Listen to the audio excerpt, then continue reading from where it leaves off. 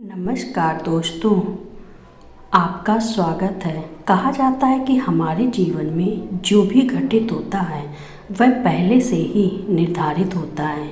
रामायण में तुलसीदास जी लिखते हैं कि जिनमें विवाह रंगति सोई, सो जैसे दिखा जहाँ तक सोई। मित्रों, हमारा जन्म कहाँ होगा एवं कब होगा, हमारी मृत्यु कहाँ हो, कब और कैसे होगी, एवं विवाह कब और किसके साथ होगा, यह हमारे भाग्य में हमारे जन्म से पहले ही विधाता लिख देते हैं। इसीलिए कहा जाता है कि जो भाग्य में है उसे कोई नहीं बदल सकता है। जब स्वयं भगवान भी पिता के लिखे काल के प्रभाव से नहीं बच सके, तो हम जैसे साधारण मनुष्य वहाँ के लेख एवं काल के प्रभाव से कैसे बच सकते हैं।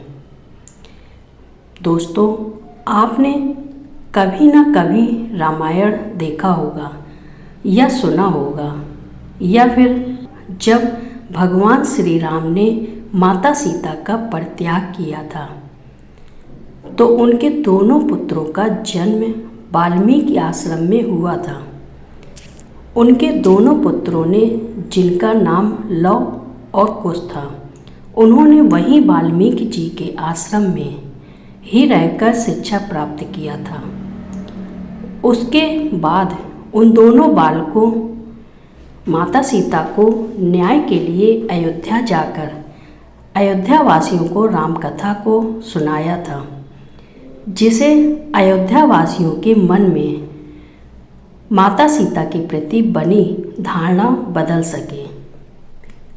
यहाँ तक कि महर्षि वाल्मीकि जी माता सीता को संग अपने साथ लेकर गए थे और सभी को विश्वास दिलाने की कोशिश करते रहे, परंतु जो भाग्य में था उसे कोई मिटा नहीं सकता है कि सभी देखते ही रह गए और माता सीता धरती पर समा गई। इसीलिए कहते हैं कि दाता ने जो भाग्य में लिखा है वह होकर ही रहता है।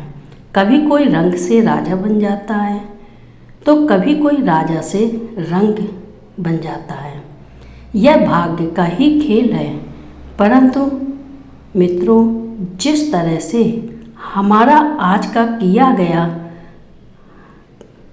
घर आने वाले कल में हमारे भाग्य का निर्माण करता है, उसी तरह कुछ पिछले जन्मों के कर्म फल शेष रह जाते हैं जो हमें इस जन्म में भोगने पड़ते हैं। वही कर्म फल हमारा भाग्य हमें प्राप्त होता है। दोस्तों, अपने कर्म से ही प्राणी जन्म लेता है और अपने कर्मों से ही वह मृत्यु को प्राप्त हो जाता है। उसके जीवन में सुख दुख जो भी होता है वह उसके कर्मों का ही फल है। उसे प्राप्त करके ही प्राणी कहता है कि हमारे भाग्य में यह था। भाग्य की उत्पत्ति प्राणी के कर्मों द्वारा ही होती है। इसलिए प्राणी जैसा कर्म करता है वैसा ही उसका भाग्य होता है। शुरुआत कर्मों से ही होती है। हमारे कर्म अनुसार ही विधाता हमारे भाग्य को लिखता है, जिसे फिर कोई नहीं मिटा सकता। दूसरी तरह से अगर समझा जाए तो जैसे एक विद्यार्थी परीक्षा के समय जिस तरह से अपनी बुद्धिमत्ता के अनुसार लिखता है, उसी अनुसार उसे शिक्षक अंक प्रदान करते हैं।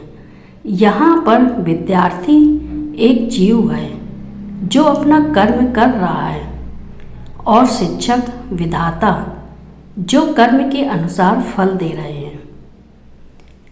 इस संसार में सबसे भाग्यशाली मनुष्य ही है। भाग्यशाली इसलिए क्योंकि बड़े भाग्य से मनुष्य का जन्म होता है। भाग्य से ही मनुष्य का तन मिलता है। अनेक अच्छे और पुण्य के प्रभाव से ही मनुष्य का जन्म होता है। यह मानव शरीर ही है जो मोक्ष का द्वार है।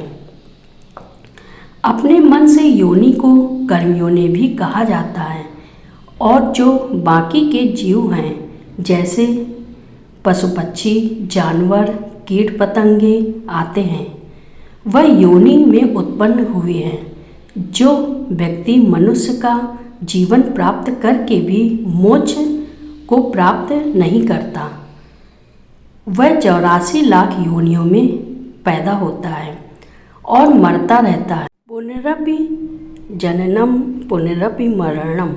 फिर वह बार बार जन्म लेता है, बार बार मृत्यु को प्राप्त होता है और बार बार माता के गर्भ में निवास करता है। प्राणी का यही चक्र चलता रहता है। इसलिए मनुष्य का जन्म विलासिता के लिए नहीं है, लोगों के लिए नहीं है, दुष्टता के लिए नहीं है, पाप कर्म के लिए नहीं है, दूसरों को पीड़ा देने के लिए नहीं है, मूर्खता के लिए नहीं है। एग्जाम जालंधर इस भावनाओं एवं घमंड के लिए नहीं है कि मनुष्य का जन्म अपने कर्मों को सुधारने के लिए है एवं उन्हें कर्मों को बनाने के लिए है। कर्म तभी सुधरेंगे और अच्छे कर्म बनेंगे जब हम न्यायप्रिय होंगे, दूसरों के दुख को समझेंगे, दयावान बनेंगे, दूसरे को पढ़ा नहीं देंगे, धर्मात्मा एवं पुण्यात्मा बनेंगे, बेजुबान जानवर पशु पक्षियों एवं चीज़ों पर तैयार करेंगे अपने एवं दूसरों के हित के लिए। कर्म करेंगे, परोपकार करेंगे, लालच नहीं करेंगे, व्यस्त रहेंगे, जीवन में भी रहकर ईश्वर की भक्ति करेंगे। अच्छे कर्म ही अच्छे भविष्य का निर्माण करते हैं और कर्म अनुसार ही विधाता भाग्य को लिखता है और फिर उसे लिखे हुए भाग्य को कोई नहीं टाल सकता, वह जीव को भोगना ही पड़ता है। तो दोस्तों, अगर अब हम यह कहते हैं कि भगवान राम ने किया, थैंक यू थे जूनियर, धूप भोगना पड़ा, तो पहली बात तो यह है कि भगवान और इंसान में बहुत अंतर है। और दूसरी बात यह है कि भगवान इस पृथ्वी लोक पर अवतरित होकर लीलाएं करते हैं ताकि मनुष्य उनके जीवन से सीख सके कि उसे क्या करना है और क्या नहीं करना है, किस कर्म से उसका भाग्य बिगड़ जाएगा और कौन सा कर्म करने से मनुष्य का भाग्य संवर जाएगा।